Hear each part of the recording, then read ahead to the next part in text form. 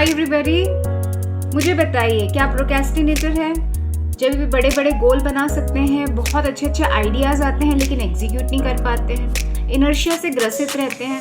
हमेशा ऐसा लगता है कि कोई तो अदृश्य शक्ति है जो आपको हमेशा रोकती ही है। आप जब भी कुछ अच्छा सा प्लान करते हैं, कोई ना कोई चीज़ आके आपको हमेशा स्टॉप कर देती है। और अगर ये आपके साथ हो रहा है तो ये वीडियो आखिरी तक ज़रूर देखिए।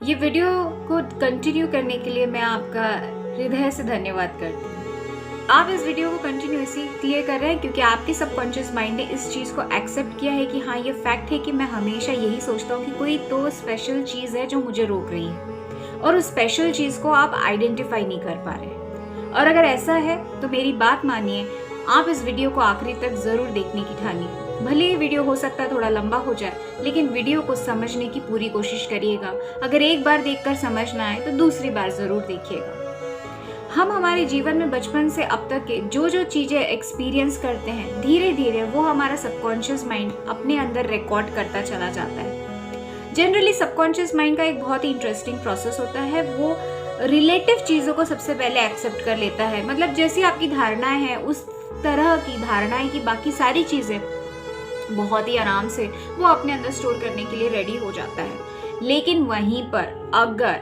आप कोई नया आइडिया उसको दे रहे हैं तो वो उससे पहले एक thin layer of critical conscious mind के द्वारा पास करता है। अगर क्रिटिकल कॉन्शियस माइंड को आपने कन्विंस कर लिया तो वो धीरे धीरे सबकॉन्शियस माइंड की ओर बढ़ जाता है और एक रिकॉर्ड क्रिएट कर लेता है। हो सकता है वो एक पहला रिकॉर्ड होगा, लेकिन बाद में जैसे जैसे आप उसमें अपनी महारत हासिल करते जाते हैं, वो एक परमानेंट सबकॉन्शियस रिकॉर्ड बन जाता है। अब ये कैसे करते हैं? यही इसी को लोग कहते हैं कि play with your mind. Generally हम अपने माइंड के साथ प्ले नहीं कर पाते हैं क्योंकि हम परसिस्टेंसी नहीं रख पाते। कोई भी इंसान अगर सक्सेसफुल बनना चाहता है तो उसको दो चीज़ की सख्त ज़रूरत होती है। पहला होता है कंसिस्टेंसी, दूसरा होता है कंसिस्टेंसी के ऊपर डिसिप्लिन। लेकिन ये दोनों ही करना हमारे लिए बहुत ही डिफ़िकल्ट प्रोसेस होता है और ये हम इसलिए एक्सपीरियंस करते हैं क्योंकि हम जनरली प्रोक्रेस्टिनेट कर जाते हैं। तो जनरली 99% पीपल जो है वो प्रोक्रेस्टिनेशन करते ही हैं। कोई एक सेक्टर है लाइफ के, वहाँ पे प्रोक्रेस्टिनेट कर जाता है। कोई दूसरे सेक्टर है लाइफ में, वहाँ पे प्रोक्रेस्टिनेट कर जाता है। लेकिन जनरली हर इंसान कहीं ना कहीं प्रोक्रेस्टिनेट कर रहा होता है। कोई इंसान पूरी तरह से प्रोक्रेस्टिनेटर नहीं होता, और अगर कोई इंसान पूरी तरह से प्रोक्रेस्टिनेटर है then for him to have success is quite a difficult task. And I am not speaking with those people right now. I am really targeting to those people who have understood that कहीं ना कहीं तो मुझे मेरी बहुत सारी चीज़ें मुझे बड़ी आसानी से मिल जाती है, लेकिन कहीं कहीं मैं बहुत बुरी तरह से प्रोक्रेस्टिनेट करता हूँ और फिर वो वहाँ पे एक बहुत ही अदृश्य शक्ति का नाम लगा देते हैं कि कुछ तो एक ऐसी चीज़ है, या किसी ने मेरे काम पे नज़र लगा दिया, या फिर कोई मेरे पे काला जादू टोना कर रहा है, या फिर कोई मुझे मतलब कोई मेरे साथ अच्छा व्यवहार नहीं कर रहा है। And there are people who are actually trying to stop मी।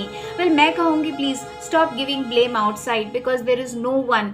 मेरे गुरुजी कहते थे जो भी आपको ढूंढना है इस 6 फुट की काया में ढूंढना है। तो अब अगर ये सवाल, ये जो एडवाइस है, अगर ये हर जगह में लगाई जाए कि प्रोक्रेस्टिनेशन क्यों करते हैं, तो इस 6 फुट की काया में ही आपको ढूंढ के निकालनी है। तो अब बताइए कि आप इस 6 फुट की काया में अपनी प्रोक्रेस्टिनेशन किस प्रकार ढूंढ के निकालेंगे? सोच के देखिए। अगर आप ये सोच रहे हैं कि आपको कोई काम करना है, फॉर एग्जाम्पल आपको वेट लॉस करना है, फॉर एग्जाम्पल आपको हेल्दी बनना है, आपको जिम हिट करना है, आपको मसल्स बिल्ड करने हैं, या फिर हो सकता है कि आपको रील्स बनाने हैं, या फिर हो सकता है आपको बहुत सारे सेल्स के कॉल लगाने हैं। और जब भी आप सेल्स के कॉल लगाने जाते हैं आप प्रोक्रेस्टिनेट कर जाते हैं। आप बोलते हैं नहीं यार, मेरा मन नहीं कर रहा, कुछ दूसरा काम कर लूँ, कुछ ये काम कर लूँ।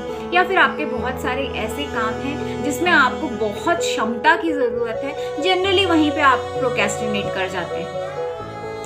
अगर ऐसा है तो प्लीज़ कमेंट में बताइएगा कि कौन कौन से क्षेत्र है आपके जीवन में जहाँ पे आप प्रोक्रेस्टिनेट कर जाते हैं, ताकि ये वीडियो में मैं बाद में जब आपके कमेंट्स पढूं, मैं आपको हेल्प कर पाऊँ फ्यूचर के लिए, कैसे आप कहाँ पे एक्चुअली अपने लाइफ में अटके हुए हैं। तो आगे बढ़ते हुए मैं आपसे ये सवाल करूँगी कि अब आपने देखा कि मैं कहाँ प्रोक्रेस्टिनेट कर रहा हूँ। हर व्यक्ति हर जगह प्रोक्रेस्टिनेट नहीं करता है, वो कोई तो एक जगह में बहुत प्रोक्रेस्टिनेट करता है और जहाँ पे उसे बहुत ज़्यादा क्षमता की ज़रूरत होती है, जहाँ पे वो उस तरह से परफॉर्म नहीं कर पाता। लेकिन क्या वो एक स्पॉट है जहाँ पे वो ध्यान नहीं लगा पा रहा, या उसका कारण कहीं और से उजागरित हो रहा है? जनरली अगर किसी थेरेपिस्ट के पास आप जाए तो वो कहेगा ओके, ऐसा आपको क्यों महसूस हो रहा है, why do you feel that you want to procrastinate this particular job, आप एक इसी कार्य को क्यों प्रोक्रेस्टिनेट करते चले जा रहे हैं। यहाँ पे आपको you have to go head and go inside yourself. आपको थोड़ा अपने अंदर जाना ही पड़ेगा, थोड़ा अपने आप को महसूस करना पड़ेगा, बहुत सारे इम्पॉर्टेंट सवाल आपको अपने आप से करने पड़ेंगे। और जब आप ये इम्पॉर्टेंट सवाल अपने आप से करते हैं, मैं आपको कुछ सवाल पूछती हूँ, जैसे कि आप क्यों प्रोक्रेस्टिनेट कर रहे हैं, वो काम करते समय आपको कैसा महसूस हो रहा है, क्या फीलिंग्स है जिससे आपको लगता है कि अभी नहीं करना चाहता हूँ, बाद में करूँगा, ऐसा क्या घबराहट हो रहा है, कौन सी एंजाइटी आपको हिट कर रही है, वो आपको पहले सबसे इम्पॉर्टेंट चीज़ है कि आइडेंटिफाई करना है।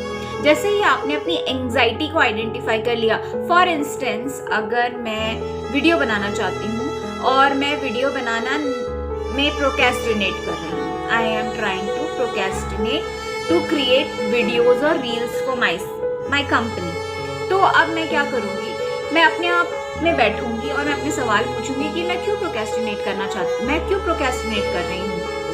तो अंदर ही अंदर मेरे अंदर सवाल आएगा कि लोग मुझे जज करेंगे अगर मैंने वो क्वालिटी का काम नहीं किया जिस क्वालिटी से मैं अपने आप को देखती हूँ, तो लोग मेरा मजाक उड़ाएंगे और ये मजाक मैं भी एक्सेप्ट कर लूँगी, क्योंकि मुझे भी मालूम रहेगा कि मैंने वो क्वालिटी नहीं दिया जिस क्वालिटी का काम मैं कर सकती हूँ।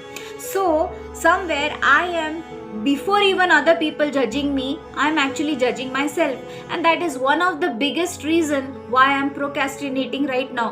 So मैं अपने आप से पूछती हूँ, मैं अपने आप को क्यों जज कर रही हूँ, और अगर मैं ही अपने आप को जज ना करूं और लोग जज करें तो इससे क्या फ़ायदा होगा, मेरा क्या नुकसान होगा, क्या मुझे ये चीज़ से कोई फ़र्क पड़ रहा है। तो आप अपने आप से जब पूछेंगे तो हाँ मुझे फ़र्क पड़ता है, लोग जो मुझे जज करते हैं, अब आपका प्रॉब्लम आपके हाथ में आ रहा है, आप जजमेंट होने के शिकार हैं। आप नहीं चाहते कोई आपको जज करे, आपकी कैपेबिलिटीज़ पे उंगली उठाए, और आप जो अपने आप को समझते हैं उससे नीचे कोई आपको पॉइंट आउट करे।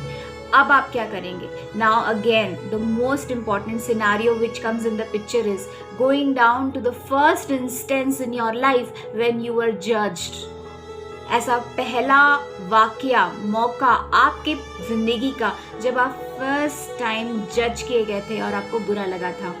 This is a treatment provided in inner child healing. जब आप अपनी इनर चाइल्ड हीलिंग कराते हैं तब आपको उस पहले इंस्टेंस पे लेके जाया जाता है जहाँ पे आपने फर्स्ट टाइम जजमेंट का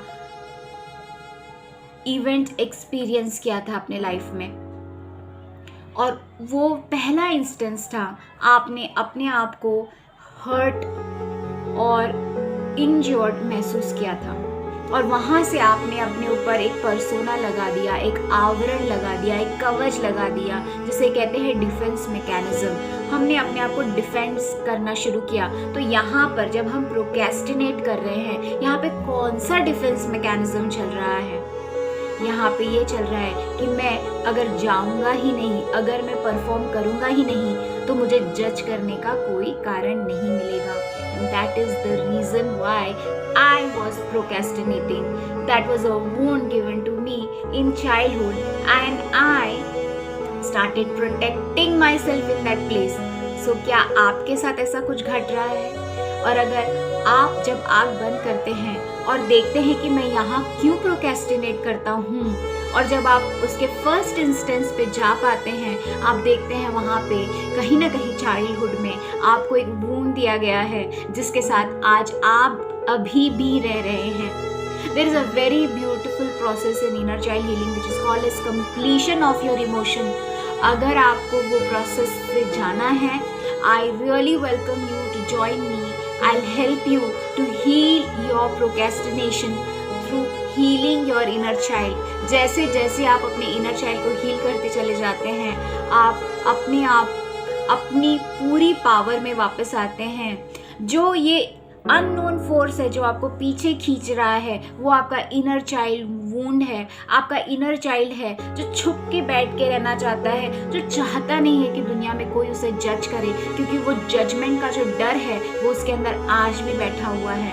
आपको वो जजमेंट का डर अपने अंदर से निकाल कर बाहर फेंकना होगा। मगर जितना भी आप इस कॉन्शियस माइंड को, इस जागरूक अवस्था में कितना भी आप अपने आप को बोले कि मुझे निकाल देना होगा, अगर ये इतना ही आसान होता, अगर निकल जाता तो क्या कहने। लेकिन आपको एक प्रोसेस के द्वारा जाना होता है जहाँ पे आप अपने सबकॉन्शियस माइंड से डायरेक्ट कांटेक्ट करते हैं, अपने इनर चाइल्ड से कंप्लीट कांटेक्ट करते हैं और कंप्लीट कंप्लीशन का डिमांड करते हैं। And there is a beautiful process in this and you should go ahead. अपने लाइफ में एक बार इनर चाइल्ड हीलिंग ज़रूरी है। जब तक कि आप अपने आप को अपने इनर चाइल्ड को आप हील नहीं करते हैं, तब तक कि आप लाइफ में सक्सेसफुल नहीं हो पाते हैं। जितने लोग लाइफ में सक्सेसफुल है वो अपने उस पोर्शन ऑफ लाइफ में अपने इनर चाइल्ड को हील कर चुके हैं, और जो पूरी तरह से इनर चाइल्ड हील है, those people are child like. बच्चों जैसा व्यवहार है उनका। They accept everyone and everybody in their life. And if you are saying I don't want you, I want you, your inner child is wounded. So please go ahead, like, comment and subscribe my channel. If you like the content today, please comment. Let me know, did you enjoy the program? Did you enjoy the entire information given to you right now? And if you also want any help, do join me and we will really help you work on your inner child, which is the must in today's world to completely get back your soul power.